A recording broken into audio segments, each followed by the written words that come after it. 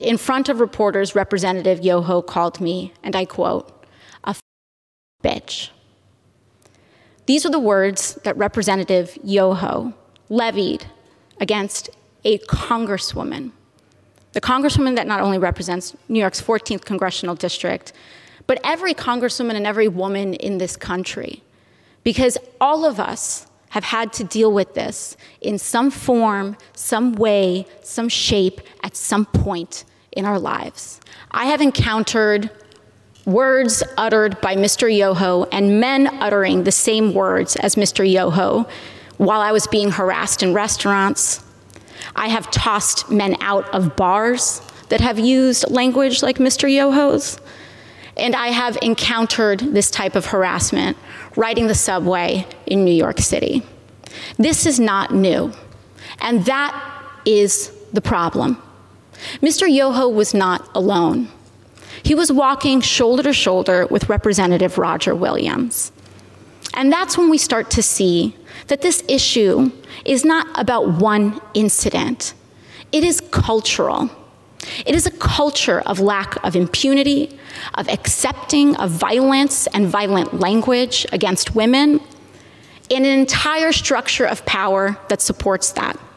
Because not only have I been spoken to disrespectfully, particularly by members of the Republican Party and elected officials in the Republican Party, not just here, but the President of the United States last year told me to go home to another country, with the implication that I don't even belong in America.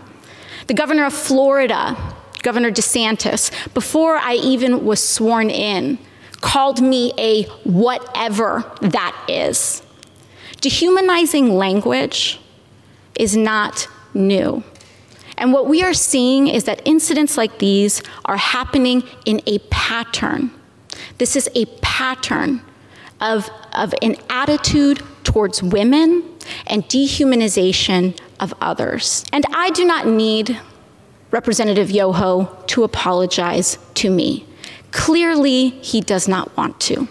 Clearly, when given the opportunity, he will not. And I will not stay up late at night waiting for an apology from a man who has no remorse over calling women and using abusive language towards women.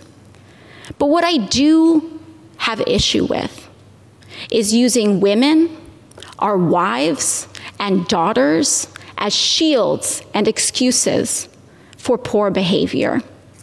Mr. Yoho mentioned that he has a wife and 2 daughters. I am 2 years younger than Mr. Yoho's youngest daughter. I am someone's daughter too.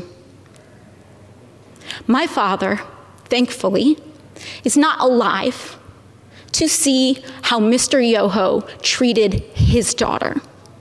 My mother got to see Mr. Yoho's disrespect on the floor of this house towards me on television. And I am here because I have to show my parents that I am their daughter and that they did not raise me to accept abuse from men. Now, what I am here to say is that this harm that Mr. Yoho tried to levy against me was not just an incident directed at me. But when you do that to any woman, what Mr. Yoho did was give permission to other men to do that to his daughters.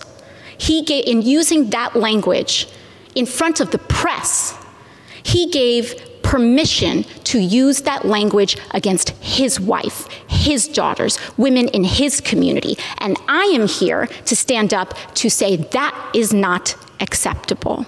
I do not care what your views are. It does not matter how much I disagree or how much it incenses me or how much I feel that people are dehumanizing others. I will not do that myself.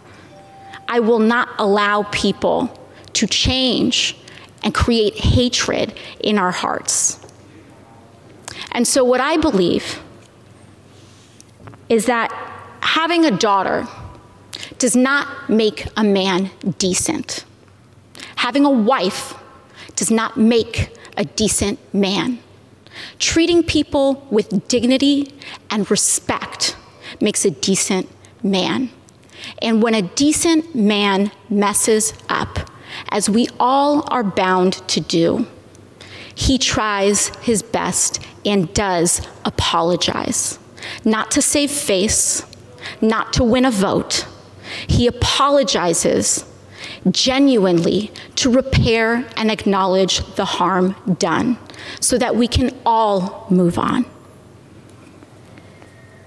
Lastly, what I want to express to Mr. Yoho is gratitude. I want to thank him for showing the world that you can be a powerful man and accost women. You can have daughters and accost women without remorse. You can be married and accost women. You can take photos and project an image to the world of being a family man and accost women without remorse and with a sense of impunity. It happens every day in this country. It happened here on the steps of our nation's capital. It happens when individuals who hold the highest office in this land admit to hurting women and using this language against all of us.